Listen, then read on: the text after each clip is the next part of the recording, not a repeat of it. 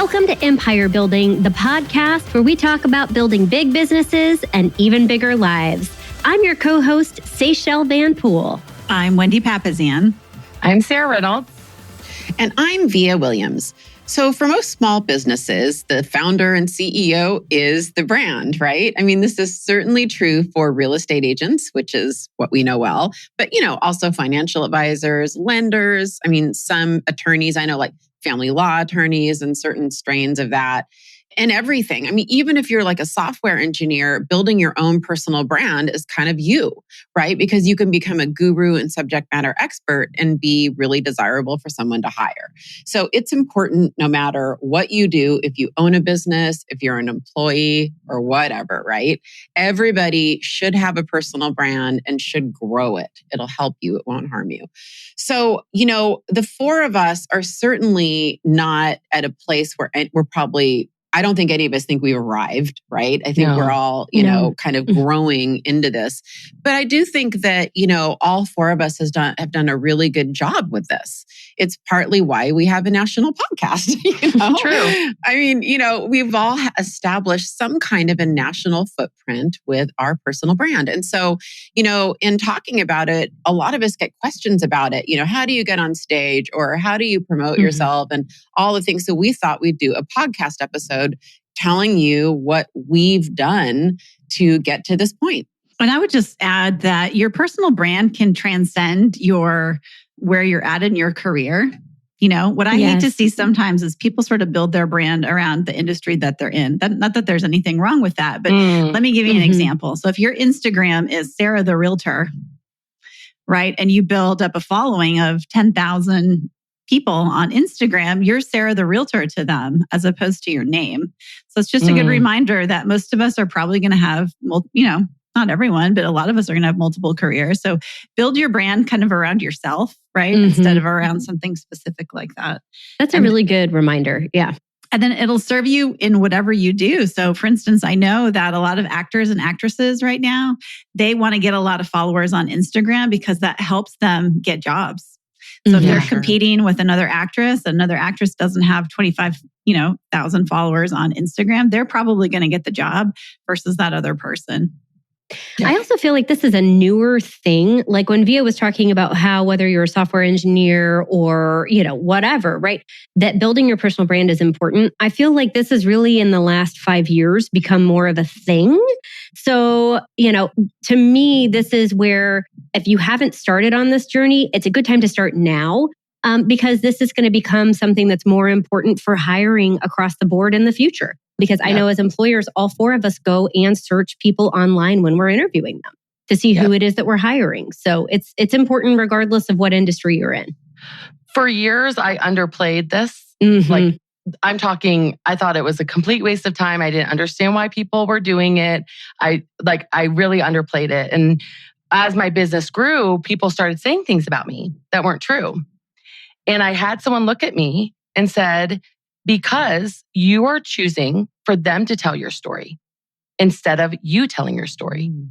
So it's your job to tell your story. Don't let your competitors or other people tell your story. It's your job to tell your story. Well, and I can remember when I met you, it's about 3 years ago, and you were talking and I thought, whoa, like she's so amazing. She's so dynamic. She's incredible. And I was like, why aren't you on stage? Who are you? That's basically what I was. I think I literally was like, who are you? Yeah. And I knew who she was. And I think I emailed like Mindy Hager and I was like, she's amazing. Like, why isn't she doing stuff? Why isn't she on stage? But it was for that very reason. I just put value in it. Yeah. And that was on me. Yeah. Well, but Sarah, I think your story is really compelling and actually kind of what I had in mind when I wrote this. I mean, I had all of us in mind, but you basically went from highly successful business owner to really a national footprint and one of the real estate influencers and leaders in the nation in about 3 to 4 years. I mean, I think you have a very compelling story about this because of the concentrated amount of time.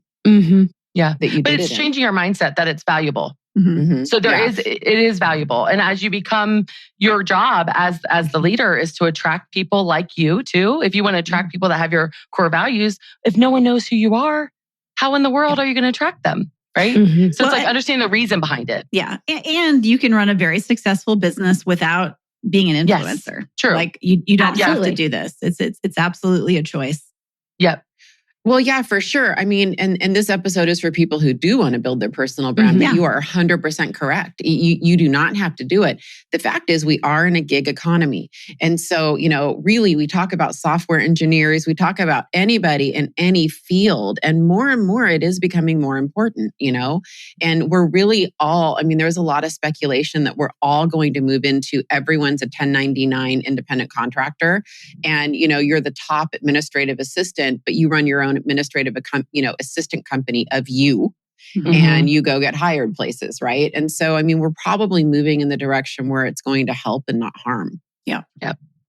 Ultimately, it's interesting, Wendy, because I know our listeners love it when we have our fun little disagreements. I actually disagreed with something that you said. I know. It's fun. We need sound effects or something, when we do like a flame. I know, right? Yeah. Well, it's not that I disagree necessarily, but I actually think that for most people, the path to building your personal brand does start with your current role. I think that it usually for people, it starts becoming as a subject matter expert, and then it grows and expands. Yeah. And one of the people that I think about are like the Billius. They grew Power Bar, sold it for like $1 billion, and became, highly successful. And now they're really known as motivational speakers and teachers and trainers and all of that. But they started out in the nutrition industry in Power Bar, right? So I don't know. Yeah. Well, and I didn't mean it wasn't important. I just think it actually isn't for everyone. It might be good for everyone, but if you're feeling like overwhelmed with all the things you have to do in your business, right? That was sort of the mindset that I was taking is like, gosh, I have all these things that I want to do, and now I have to build my brand on top of it. So it's a little bit of the icing on the cake. You know what I mean? Part of what my takeaway from Wendy is like in claiming your identity online, like don't necessarily claim it as what your job is, claim it as who you are. And so, if you're beginning with the end in mind and you could go back in time, right, and not have to rebuild yourself, that's, I think, what my takeaway was with that was like, if I'm beginning with the end in mind and I could shortcut 5 years of rebuilding, instead of becoming Seychelle the realtor, I could be Seychelle Van Pool, right? That's more, I think, what I took away was at least brand it as yourself and not as, what you do or, what your career is right now. And I do believe it's really important to go on all of the social media and at least claim your name. Yep. And your kids. Yeah. By the way. Like Clubhouse is relatively new.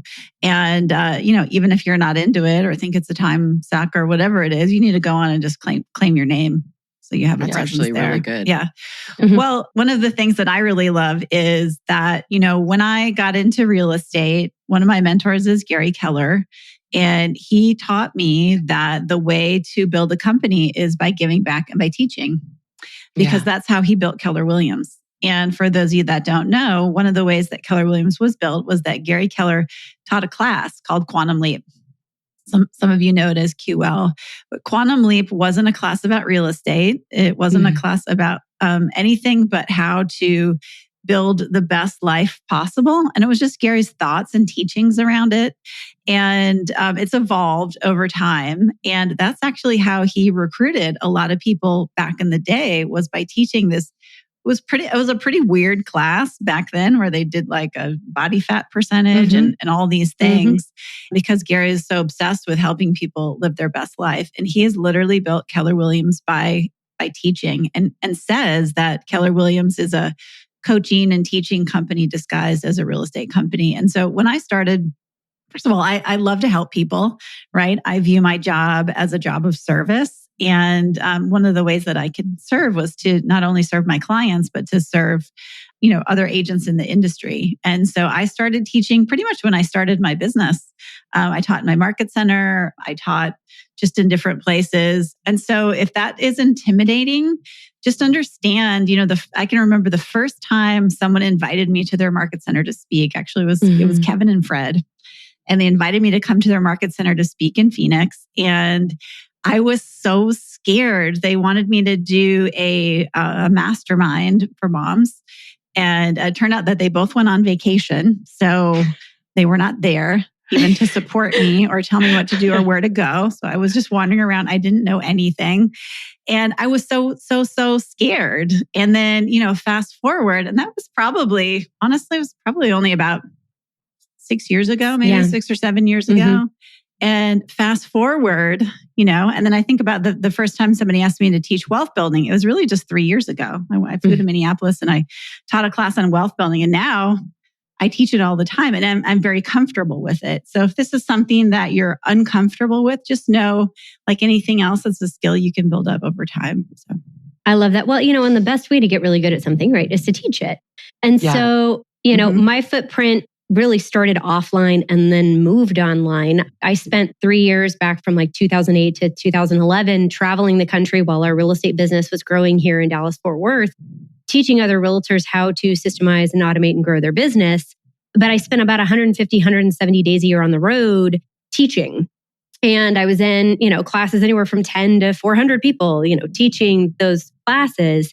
And that really allowed me to build relationships and to get really good with communication and getting comfortable in front of a room of people. But my online journey really didn't start until I had my daughter Quinn. And I had to reinvent really what my identity was, because being on the road 150, 170 days a year with a newborn just is not really realistic. And so I had to go through this entire reinvention process with our daughter. And something that we've loved doing personally, and we've really worked with our team members, is creating multiple streams of income, right? Whether it's in, we talk about how I'm kind of a multipreneur on our podcast. That's something I love to do, is creating energy and revenue out of the same recurring base of clients. And so that's something that I've become very comfortable with and having an online presence with, and kind of the mompreneur part of that. But that's really only been since Quinn was born, and she's in first grade now. So it's not been none of us have been doing this for decades, is what we're trying to tell you.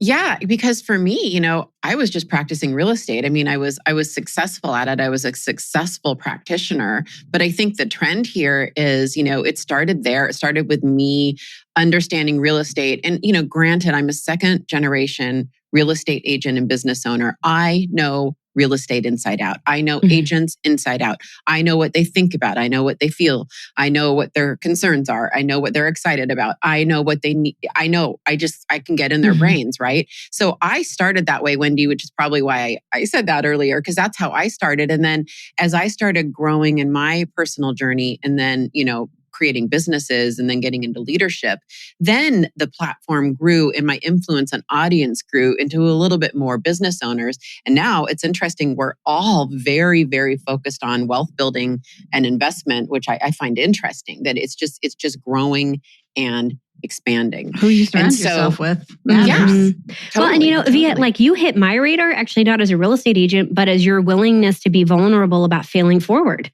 That had nothing to do with real estate expertise at all. It actually had to do about vulnerability, transparency, and being willing to share not only the successes, but the fails in a public setting, which really was not real estate related. So it's interesting that's how you hit my radar. Well, that actually is how I hit the radar, I think, was when I kind of came out on stage with my massive business fails. And that was really what got me. Weren't you wearing your orange jumpsuit? I was wearing a dress. I was wearing a blue I just dress. remember that orange jumpsuit that you used to wear. It was cute. That was a great jumpsuit. But it wasn't that one. My what happened though is that's what launched me, Seychelles, for keynotes. That's when I kind of went from a panelist, and we're going to talk about that today, kind of how to, tactical, to keynote, which is a big leap because they're very different skill sets, right? Performing a keynote and transitioning how someone views the world. And that's a different skill set and probably something that comes a little later. Anyway, let's dive in. Yeah, this is that's actually a really good segue. So go ahead and dive into the segue on that. And it's not a surprise that we have 6 steps. And it's funny how that always happens, but there you go. So, number one, I would say these are loose steps because this is us. This is kind of in a work in progress for us. But number one, really, really important. I know, loose steps. Don't trip. Don't trip on the steps. Don't trip. Number one, what do you want to be known for, and to whom do you want to know you? So let's talk about that. If you can start practicing building content that's a great place to start. What do you want to be known for? When I started, guys, it really was real estate. It was tactical real estate. I started, getting on panels and then ultimately facilitating panels. And now I do weekly webinars. And really, it still continues to be real estate to a certain extent. And so my target market became crystal clear to me. It's not always crystal clear to everybody. What about you guys? Well, this actually makes me think of what Say was saying earlier about keeping the end in mind. Mm-hmm. I think that that's really important here, and making sure that you're dreaming big and thinking, like, what do you want to be known for at the end, right? End of your life. Yes. And for me, I had never asked myself that until actually about a year ago. Yeah. And it happened to be on a dolls retreat. And I shared with the dolls, like, I want to be known as a powerhouse female leader. There are, if you look at the leadership trainers, there's John Maxwell, there's Andy Stanley, there's a lot of amazing men that teach leadership, not a lot of females. Mm-hmm. And it's something I'm passionate about. And I'm like, I want to be known for that. I just got chills again. I know. I started talking about it. Yeah. I wasn't talking about it on social media, or I wasn't talking about it, right? I love that. But I had to ask myself, what do I want to be known for? And starting with the end in mind, I think is so, so important with this. Well, and if you guys are struggling with that, you can go back and listen to our episode on creating your personal mission. Yes. I remember exactly what it was, but that's really what we're talking about here is who are you at your core, right? My mission is to empower and inspire big thinking leaders to create lives of abundance. And that helps me make choices about where I speak and what I do and who I spend my time with and the organizations that I affiliate with and lead and spend my time with and all of that kind of stuff. And if you guys don't know why you're on this planet, you are on this planet for a reason. You are here for a reason. God put you here for a reason. And it's your job to figure it out and live your best life. Right. And that's what we're talking about here. Yep. And it really goes hand in hand with our second step. Which is to know your audience. So, like, who do you want to reach, right? Via talked a little bit about that, but who do you want to reach? Who is your ideal person, or the ideal person you want to have a relationship with? You don't have to be all things to all people. You get to be who you are, and you get to put out there who you want to reach as well. Well, and actually, you'll have more power and influence if you niche yourself down.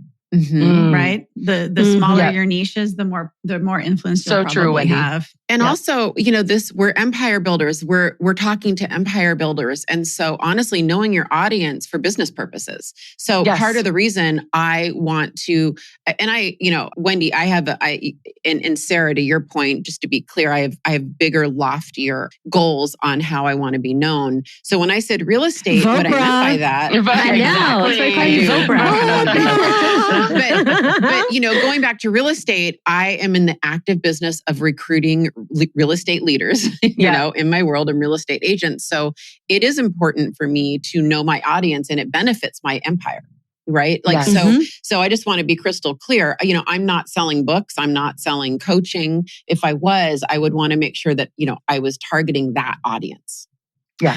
All right. So number 3 is understanding what you have a passion for and what you're really good at. Okay. So you don't get to become an influencer just because you want to become an influencer. That's not how influence works. Right? True. You can't just decide, hey, I want to have a lot of followers. And you can pay to get a lot of followers, right? But that doesn't mean you have any influence, right? So it really starts with your passion, right? And then becoming good at something, right? So you have to know your subject matter, right? In order for me to speak authentically about wealth building, I need to have created some wealth. Right? True. Yeah. And we're all on the journey, right? And so we don't feel like we need to be there at the end of our journey. And that's part of what makes teaching great. I teach this great class called Quantum Leap. And that's what the whole part of what we talk about in the class a lot is, like, we're on the journey too, right? I'm maybe a good business leader, but I've got, to work on my health, or, we're not all perfect in all areas. That's not what I mean by being an expert. But in order to have influence, you need to know a certain amount, and you need to have experienced a certain amount.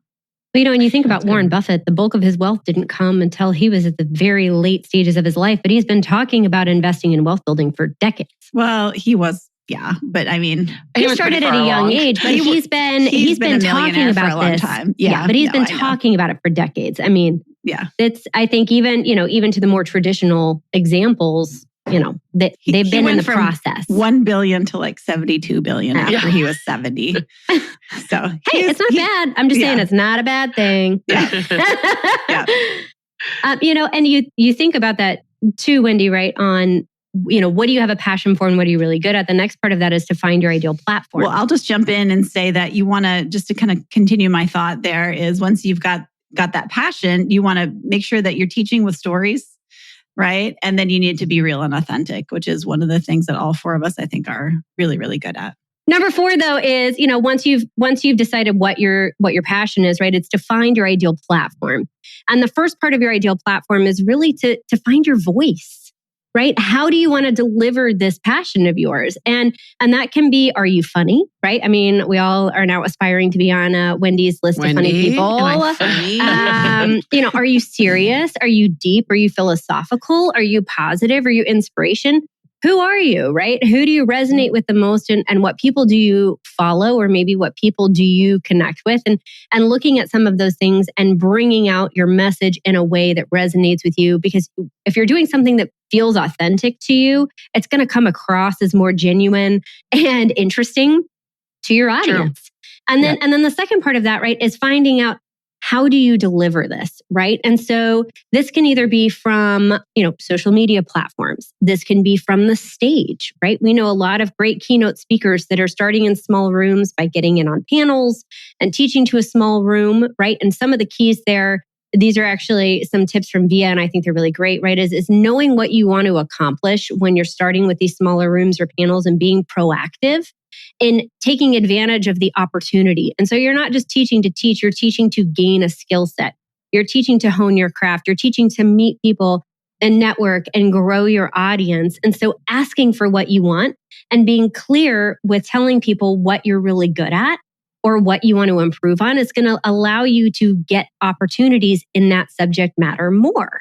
So I think that that's a really powerful thing. And then once you've graduated from the how-to, like Via was saying earlier, on how-to or tactical topics or leading panels, that's where you get the opportunity, like she did with talking about failing forward, to move from the tactical to the keynote.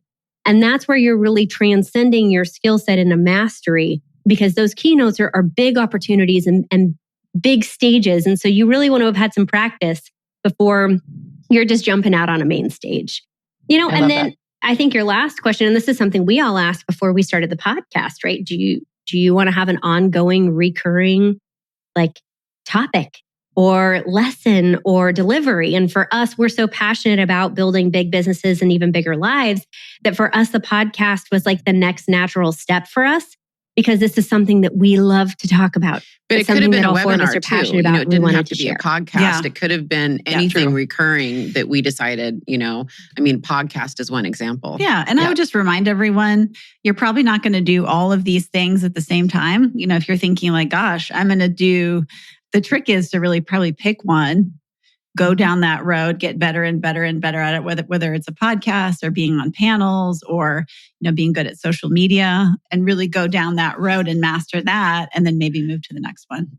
Yeah, for sure. For sure. You got to get your 10,000 hours in somehow. Yeah. Because if it's on social media, you're probably practicing video, right? I did hear something interesting, by the way, just to kind of end this step number 4 before we move into number 5. I heard it on a podcast this week. And they were saying it was professional speaking coaches. And they said they find it's easier for people who have mastery on a physical stage to translate onto video and webinars and electronic than it is the opposite to happen. Interesting. I believe that. Was interesting. I believe that because you have to read a room, you have to anticipate questions. I could totally see that. Yeah. But they have their own unique challenges. I mean, I know when we first went virtual, and you're kind of speaking and you're staring at a blank screen, it's a totally different energy. You're not, no one's interacting with you. You know that there are people out there, but you are the ones that are having to bring all the energy to it. So yeah. Well, that leads us to number 5, which is, what is your end goal? Right? What is your end goal with growing your influence? Do you want to become a professional speaker? Some people want to do that. Do you want to sell something? Do you want to sell a coaching program? Do you want to sell, I love to speak on our couples retreat because it's actually a product that we have. People can come to Austin and go in person. Thank you. Yep. Yes. Well, I have nothing to do with the product. I just had the idea and I sell it. Do you want to sell that. it? Leverage. That's leverage. I have nothing to do with the product other than I created it. It wouldn't exist without me. Just the idea. Just the idea. Do you want to sell a book? Right? Or, I know for me, one of our big drivers for our businesses is we get referrals from other agents. So I spend a lot of time teaching to other agents and kind of growing my influence in that area. So when they think about Austin, they think about us. And then also my end goal, and this might not be for everyone, but it's really, I do have a heart of service. And so for me, it's very, very rewarding just to go and teach. I like to be on stage. I like to be an influencer. And part of the reason that I love that is I feel like I'm giving back and I'm helping people. So, whatever it is. Absolutely. And number 6, which I think this is a trend actually with our lists. A lot of times we end with this one because it's so important, right? You are who you surround yourself with. So finding mentors, finding people that will help you. It took, I think, Wendy asking me the question about leadership that made me realize, okay, I need to do that, right? And a lot of times that's where growth occurs is when you're in a room with like-minded people that also that care about you, that care about what you're about and you having an impact on the world. So making sure that you surround yourself by people and then also people that you can learn from as well on this topic. Yeah. Agreed. Yeah. Well, this has been an awesome episode, ladies. And, this is just kind of, I think, a beginning conversation of how to build your personal brand. And hopefully we'll do more of these. But let me recap because we went through 6 steps. And I always like to end with the recap because sometimes it's hard to remember if you're in your car driving. But, the first one is really, who do you want to be known for? Or what do you want to be known for, rather? What do you want to ultimately be known for? Or what do you want to start being known for? You can also grow from that, right? Then number 2 that really segues from that is know your audience. Who do you want to reach, right? Number 3 is, what do you really have a passion for and what are you really good at? It kind of ties into number 1, but it's a way to help you think about what do you want to be known for and what do you want to kind of base the platform on going forward, right? Speaking of platform, what is your ideal platform or what are your ideal platforms? Are these in-person stages? Are these events? Are these panels? Are these social media? Are they podcasts? Are they webinars? What are they, right? What is your ideal platform? Number 5, what's your end goal? What are you trying to achieve with your brand? Do you want to get hired? Do you want to hire people? Do you want to give back, right? Do you want to teach? What is the end goal? Are you selling a book? Are you selling a coaching program? And then number 6, really, really important is find your tribe. Find sponsors and mentors along the way and clearly state, hey, I want to get on stage. Hey, I want to have a podcast, right? I want to do, whatever I want to do. I think one of the best ways, and I'm just going to shamelessly plug it, is Amplify. Our group Amplify event is a phenomenal place to find this group of people that can help you along the way. Us 4 are one of them. We're a little bit ahead on this path. We can help you. So I just want to thank you guys for learning how to build your personal brand with us and for constantly tuning into Empire Builders. Please, if you liked this episode or any of our episodes, don't forget to give us 5 stars and a review and tell all your friends about it. Have a great day, everybody. Bye, guys. Thanks for listening to Empire Building. If you like what you heard, join our tribe by subscribing on your favorite podcast platform and help us spread the word by leaving a 5-star rating and review. Until next time, wishing you a life worth living. And remember, you are an empire builder.